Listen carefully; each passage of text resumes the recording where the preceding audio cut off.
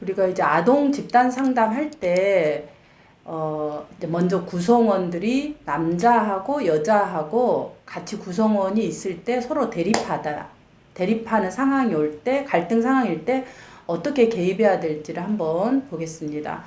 먼저 이제 아동 집단 상담이면 이제 주로 초등학생이죠. 초등학생이 여자 집단원, 남자 집단원 이렇게 이제 하는데 주로 학교에서 이루어질 수 있고 지역아동센터 혹은 복지관 뭐 또 각 이제 상담센터에서 이제 뭐 요즘은 아동 비전 형성 뭐 서비스 이렇게 해서 이제 바우처로 집단을 하게 되는 그런 것들이 다 이제 아동 집단 상담을 할 때 사용할 수 있는 그런 부분입니다.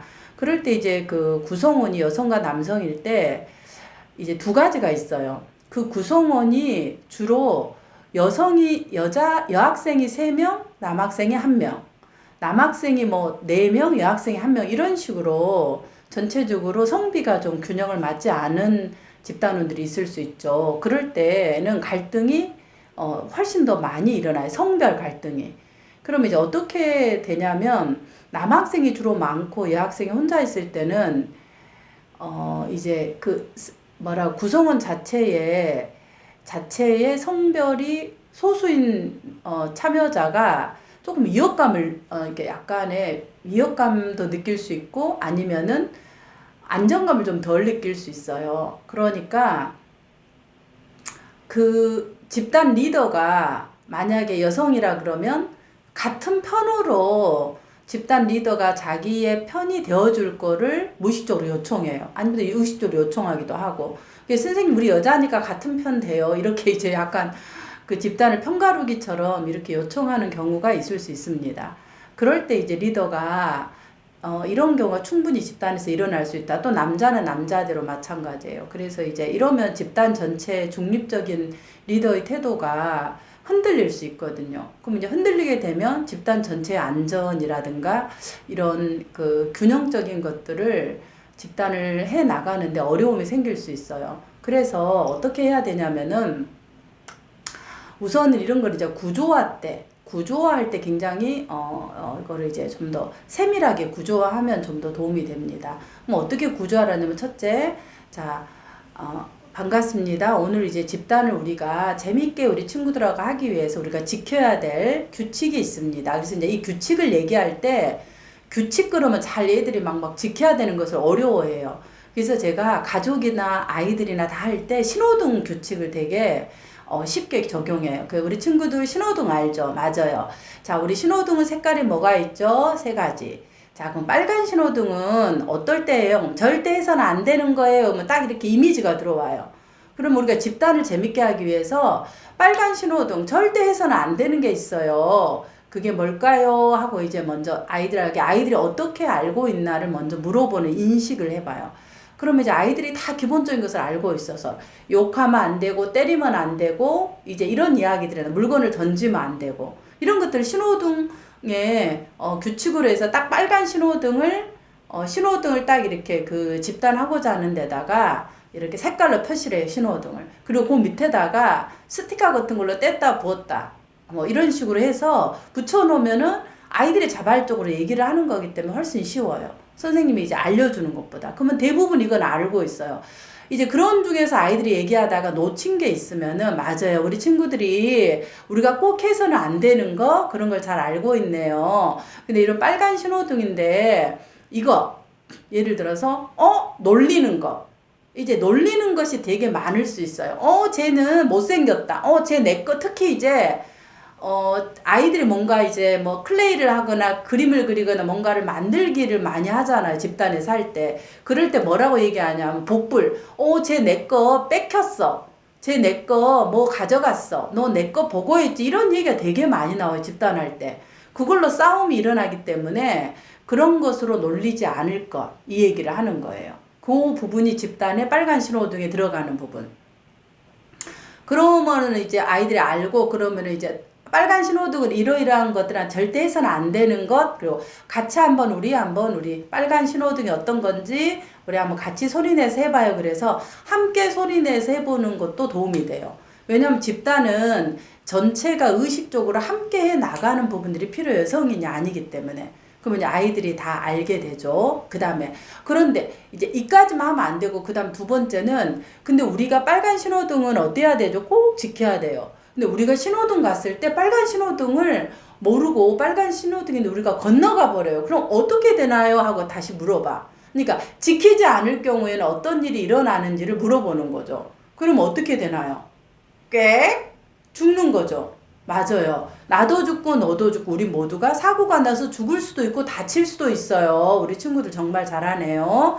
그래서 우리가 그러면 이 신호등 빨간 신호등 이거 네 가지는 어떻게 해야 될까요? 꼭 지켜야 되는 거예요. 만약에 우리가 신호등을 위반해서 가게 되면 마음이 다쳐요. 우리는 신체도 제일 중요한 뭐가 다친다? 마음이 다쳐요. 그래서 우리가 꼭 이거를 지키도록 합시다. 그리고 이제 더 중요한 거 이거를 지키지 않을 경우에는 어떻게 해요?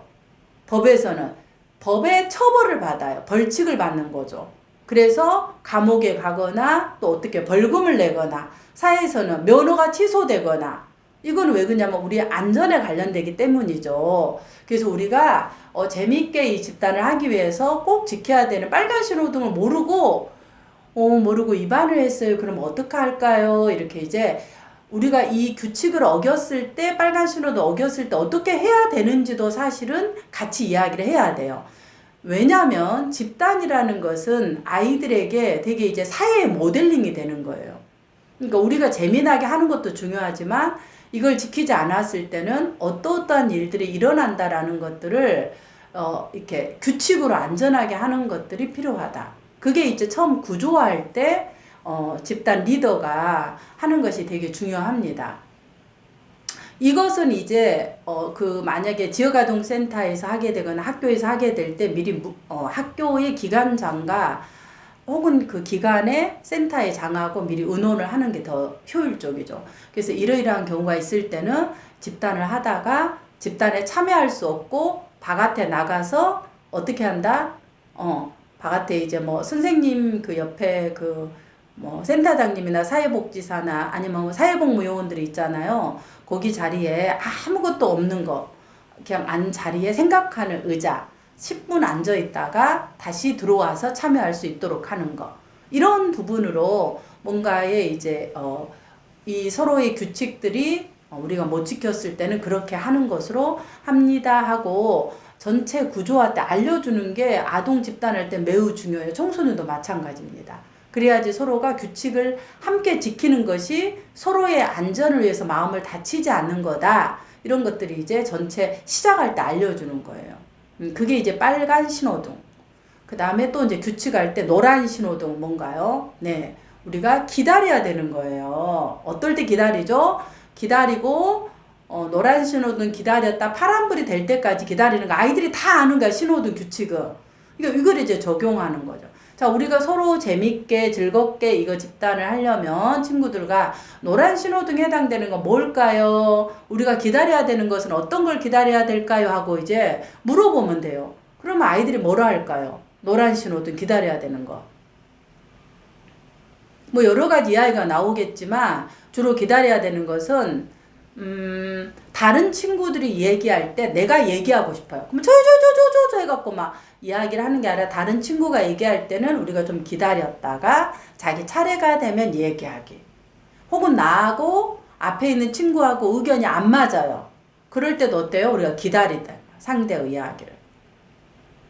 이런 것들이 이제 노란 신호등. 혹은 누가 이제 뭐 얘기하다가 너무 기분이 나쁘고 감정이 올라왔어요.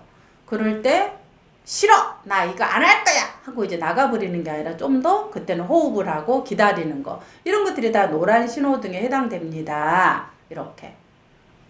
그 노란 신호등 규칙을 떠줘. 파란 신호등은 뭘까요? 네, 우리가 가는 거예요. 파란 신호는 이제 뭐 인도자도 가고 차도 가고 다 모두 다 우리가 걸어가는 거예요. 우리가 집단에서 친구들과 함께 파란 신호등은 우리가 자기 감정을 얘기하고 제가 이럴 때 화가 나요. 이럴 때 속상해요. 이럴 때 울고 싶어요. 이럴 땐 제가 정말로 화가 나요. 이렇게 자기 감정을 표현하고 자기 이야기를 얘기하고 또 제가 선생님한테 궁금한 것들 이렇게 마음을 얘기하고 이렇게 하는 건 전부 다 파란 신호등이에요.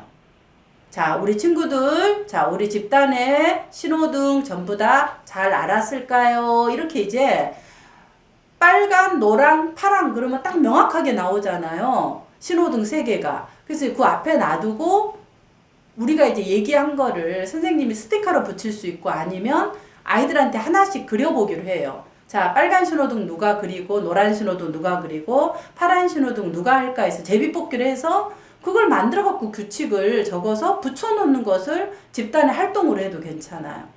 뭐 스티커로 해도 되고. 그러니까 다양한 방식으로 할 수 있는데 어쨌든 집단 구조화 때 이런 부분들을 하는 것이 굉장히 효과적이다. 이렇게 얘기할 수 있겠습니다. 그래서 우리가 신호등이라는 것은 우리가 싫은 게 아니라 내가 마음이 급해도 나를 지키고 너를 지키고 우리 모두를 지키는 무엇을 지켜요? 우리의 신체를 지키고 마음을 지키는 굉장히 중요한 꼭 지켜야 되는 거랍니다. 이렇게 이제 얘기하면은 잘 이렇게 이미지로 들어갈 수 있는 그런 부분입니다.